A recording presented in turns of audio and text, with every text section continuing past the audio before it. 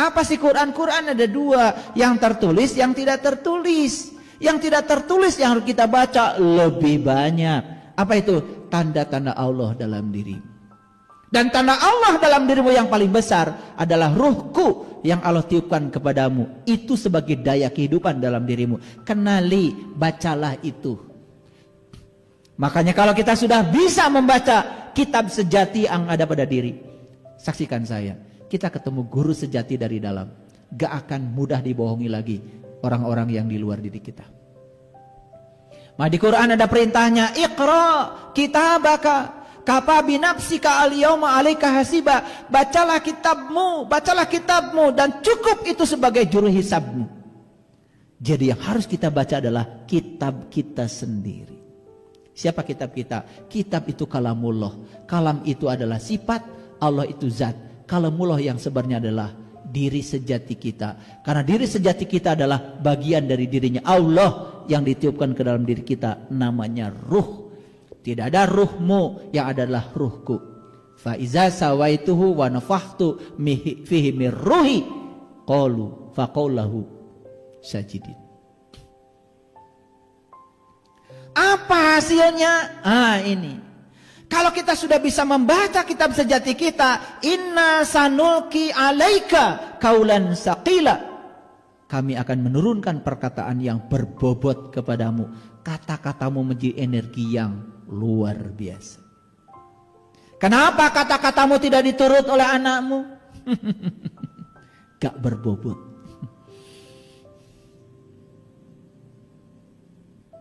Karena yang kamu katakan itu kamu juga tidak tahu. Yang kamu katakan kamu juga tidak sadar. Betul? Ternyata yang harus dikenali dari diri kita itu bukan diri yang batin saja. Diri yang lahir pun luar biasa. Dari ujung rambut sampai ujung kaki. Begitu banyak yang harus kita baca. Dan selama ini kenapa kita menderita dan hidupnya tidak menakjubkan? Karena kita tidak bisa membaca data diri kita sendiri. Akibatnya kita salah tempat. Kerja di tempat yang tidak menyenangkan. Tidak berkembang. Bisnis yang tidak sesuai dengan data dirinya. Bisnisnya bangkrut terus. Terus aja dimodali. Hasilnya nggak ada. Itulah kalau kita punya ilmu, kita sudah tahu data diri kita, kenal diri kita yang fisiologi, yang psikologi, apalagi kenal diri kita yang spiritual. Kita punya kompas. Nggak akan melenceng kehidupannya. Luar biasa. Nanti itu ya, semua harus dibaca data dirinya, terutama anak-anak kita. Biar anak kita nggak sekolah di tempat yang salah. Karena mereka itu selama ini disekolahkan di tempat yang keinginan orang tuanya. Karena orang tuanya ingin anak seperti yang dia mau. Padahal anak adalah tamu agung yang datang ke semesta untuk menjadi dirinya sendiri. Bukan jadi ibu bapaknya. Awas. Siapa tahu anak kita calon presiden. Malah disuruh jualan cireng. Karena ibu bapaknya tukang cireng. Saya bukan menyepelekan profesi itu. Tetapi jangan batasi. Bapak saya itu seorang buruh di perkebunan teh. Saya anak ke-7 dari 11 bersaudara. Kalau anak pertama dibeliin mainan. Anak kedua ada mainan bekas anak pertama. Anak ketiga masih beritanya nyampe. Kalau anak pertama dibeliin mainan. Anak ke-7 kayak saya. Beritanya udah gak nyampe. Tapi itulah cara semesta menyayangi saya. Saya tidak dibelikan mainan seperti anak pertama. Karena saya dikasih mainan yang lebih indah lagi oleh semesta. Dan saya nikmati semua perjalanan hidup saya. Tidak ada musibah, tidak ada berkah. Semua kenyataan hidup adalah kebenaran. Dan saya tidak menolak semuanya itu. Dan saya tidak merasa itu sebagai suatu penderitaan. Saya menyuci mobil 1 malam 4. Saya harus mengeluarkan kotoran burung 100 ekor. Kalau jam 11 mulai, jam 3 baru selesai. Saya nikmati semua. Saya tidak pernah memfokuskan pikiran saya pada hal buruk. Saya memfokuskan pikiran saya pada hal baik. Saya bisa tinggal di situ, saya bisa sekolah, itu aja udah saya syukuri. Dan luar biasa. Saya tidak pernah izinkan pikiran saya untuk memikirkan hal buruk. Dan saya tidak pernah menceritakan hal buruk pada siapapun. Kecuali sekarang. Ini pelajaran. Dan saya tidak menceritakan ini pada ibu saya, pada bapak saya. Karena kalau saya ceritakan kejadian saat itu pada ibu saya, bapak saja, hukum tarik-menarik berlaku. Ibu bapak saya akan berpikir buruk. Dan itu memperburuk kenyataan saya. Karena saya tahu, walaupun saya ceritakan, mereka tidak bisa menolong saya. Yang bisa menolong saya adalah diri saya sendiri. Makanya, ma sarang apa tekedah ke Bandung. Abdi mah alhamdulillah mewah di Bandung. Kayak upami tos wisuda ke Bandung. Jadi baru tahu tempat kos saya setelah wisuda. Makanya ditanya, kasurna mana? Tenang kok kasur. Makanya tulangnya lurus. Sehat. Bantalnya mana? Teu gaduh bantal. Kenapa? Makanya kepala saya bagus. Saya sekarang kalau pakai bantal itu malah suka aneh. Jadi ternyata orang-orang yang pengen sehat sekarang malah bantalnya dibuang. Ternyata orang yang migrain macam-macam itu gara-gara bantal ketinggian. Makanya saya alhamdulillah oleh semesta tidak diberi kemampuan beli bantal. Jadi tidurnya lurus. Makanya tulang belakang saya bagus. Semua tuh baik-baik saja ya. Kalau kita baik pikirannya. Jadi mimpi itu apa sebetulnya?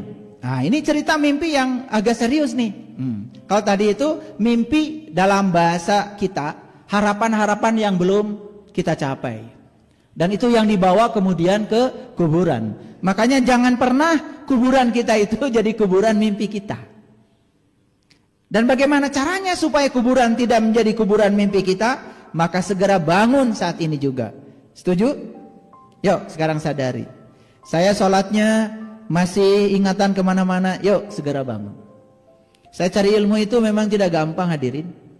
Saya itu aduh subhanallah, diusir banyak orang.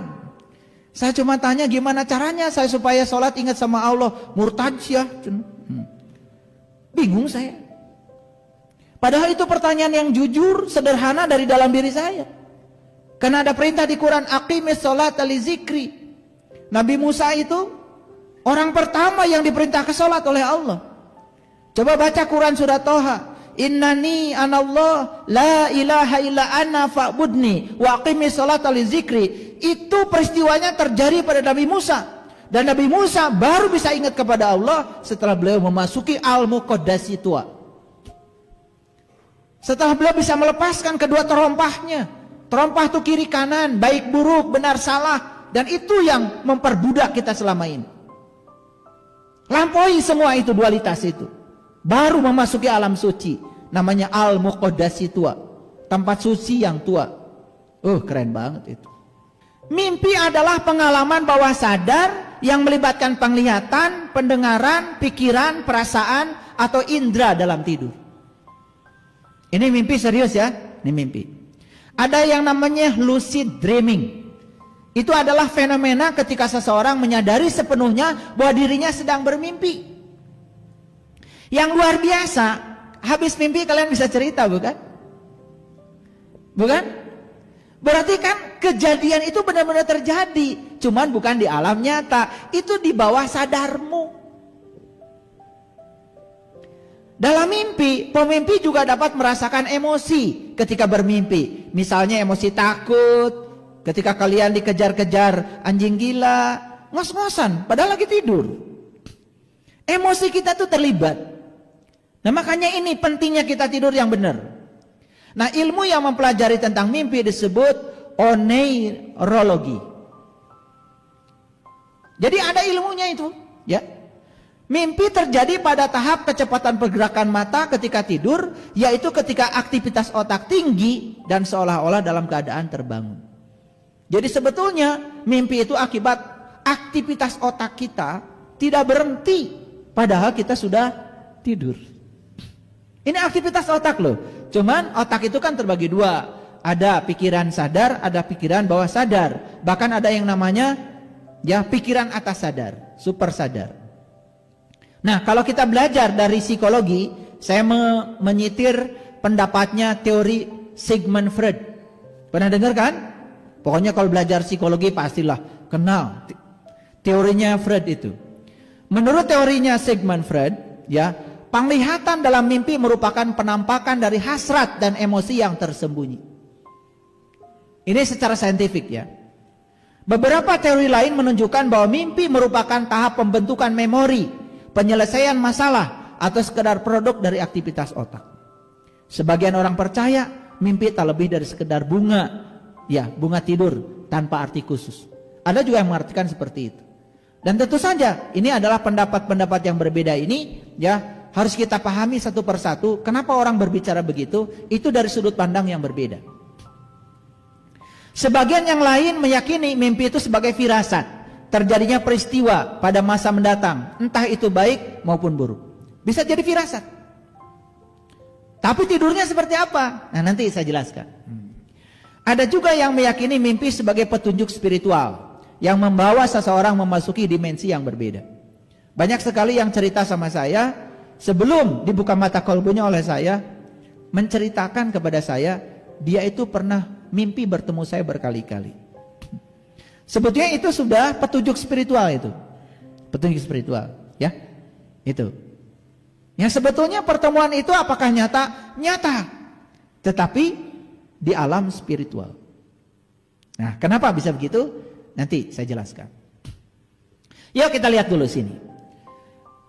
Ini otak kita, perhatikan. Otak itu buatan Allah. Tapi pikiran bukan buatan Allah. Pikiran yang diinstalkan ke otak itu buatan lingkungan. Jadi otak kita dulunya bersih tuh. Cuman program yang diinstalkan ke otak kita, ke hardware kita, softwarenya buatan lingkungan. Seperti ini. HP ini hardware namanya. Dan tidak bisa berfungsi kalau tidak ada aplikasi, software. Makanya supaya ini berdaya, diinstal ke sini namanya software. Ada Google Maps, ada WhatsApp, ada YouTube, ada Facebook, itu semua adalah aplikasi namanya. Nah, ketika di situ ini jadi berdaya. Sama. Apa aplikasi yang diinstalkan di otak kita? Tergantung lingkungan. Itulah bahayanya ketika kita hidup di lingkungan di mana menginstalkan sesuatu yang buruk.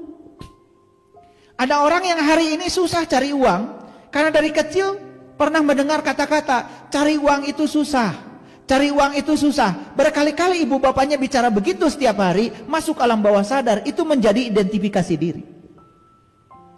Makanya orang yang kayak gitu harus dirubah apanya? Tidak cukup dia dirubah nasibnya dengan cara diberi pekerjaan. Tapi harus dirubah dulu program bawah sadarnya. Itulah harus ketemu orang yang ahli. Saya bisa baca itu alam bawah sadarmu. Dan saya bisa ganti itu program yang tidak bagusnya itu. Makanya orang tua seperti kita mulai sekarang kalau bicara sama anak, nah hidup itu mudah dan menyenangkan. Daripada hidup itu nak susah dan penuh perjuangan. Ya sudah, ketika besar anaknya hidupnya susah dan penuh perjuangan. Iya, cicil sepeda motor aja nggak kebayar. Karena alam bawah sadarnya masih merekam itu semua. Dan itu namanya long term memory. Memori jangka panjang. Yuk lihat saya semuanya. Sekarang kita ini sedang berada di otak, gelombang otak namanya beta. Ini sedang terbangun. Nah, ketika di gelombang otak beta, maka hormon yang dihasilkan oleh otak kita ini, ya, terutama yang bernama pineal gland, itu namanya hormon serotonin. Ah, dari mana hormon serotonin ini bisa dihasilkan? Gini. Sumber utama energi alam semesta yang paling besar itu adalah energi matahari. Makanya begitu sinar matahari masuk sedikit aja ke rumah kita, sedikit saja walaupun baru fajar, sel-sel saraf optik mata kita itu bisa menangkap gelombang elektromagnetik cahaya tampak dari sinar matahari itu berupa foton, berupa optik gitu. Nah, sel saraf otak kita itu mendorong ya energi yang berupa foton atau gelombang elektromagnetik cahaya itu masuk ke pineal gland. Nah, di pineal gland kita di sini diolah dia menjadi sinyal listrik. Ketika diolah menjadi sinyal listrik, maka dia akan menghasilkan yang namanya zat neurotransmitter yang disebut dengan serotonin. Nah, serotonin itulah yang membangunkan kita, sehingga kita masuk ke gelombang beta. Bangun. Ketika bangun, mulai kita beraktivitas, nyapu, macam-macam, itu serotonin. Makanya semua aktivitas di bawah, di alam sadar, pikiran sadar, itu karena hormon serotonin. Ketika matahari tenggelam, hari sudah mulai gelap. Sinar matahari tidak, intensitasnya berkurang. Sel saraf optik kita mulai tidak bisa menangkap lagi energi gelombang elektromagnetik. Apa yang terjadi? Yang terjadi, tidak ada lagi sinyal yang disampaikan ke pineal gland, maka pineal gland akan merubah susunan kimianya dan saat itu dia menghasilkan yang disebut dengan hormon melatonin. Makanya begitu hormon melatonin sudah datang, maka kita mulai terkantuk. Masuklah kita ke kondisi gelombang alfa. Itu yang disebut dengan kondisi hipnosis. Bahkan di situ sebetulnya kalau kita mau nasihatin anak itu bagus. Ketika anak mulai tidur, nasihatin, bicara aja pada dia. Itu kondisi alfa itu. Konsep penerimanya kuat, tidak ada penolakan. Ada seorang ibu, mohon maaf, saya tidak ceritakan identitas. Jadi dia itu punya anak laki-laki, dan pada saat dia itu punya anak yang laki-laki ini, dia tidak menghendaki kehadiran anak itu. Dan kemudian dia berusaha untuk menggugurkannya. Ternyata niat itu terekam oleh anak. Jadi anak ini ketika lahir nakalnya luar biasa. Kemudian saya panggil ibunya dulu, saya tidak panggil anak. Dia mengeluhkan itu pada saya, ayah kenapa anak saya begini amat? Kalau bicara itu menyakitkan sekali. Saya cuma bilang begini, tidak ada yang datang kepada kamu kecuali kamu yang mengundang. Kemudian saya hipno, saat masuk ke dalam, ternyata ketemu. Masalahnya adalah dia, saya bilang, kamu pernah mau menggugurkan anak ini? Wah, nangis. Padahal anaknya sekarang jadi anak yang pintar. Cuman ya itu, kalau bicara itu menyakitkan. Dan itu adalah hukum karma. Hati-hati. Kemudian gimana solusinya? Oke, solusinya gini. Ketika anak mau tidur, kamu bicara. Bicaralah. Minta maaf, ibu pernah melakukan itu. Hanya 2-3 kali bicara, anak itu berubah tanpa dinasehati apapun. Dia menjadi anak yang hormat, bahkan sangat sayang pada ibunya. Itulah hebatnya keajaiban alam bawah sadar. Kalau kita tahu ilmunya, tahu cara masuknya, kita bisa self hypnosis. Keren. Makanya belajar agama itu harus luas pengetahuannya ya. Harus luas.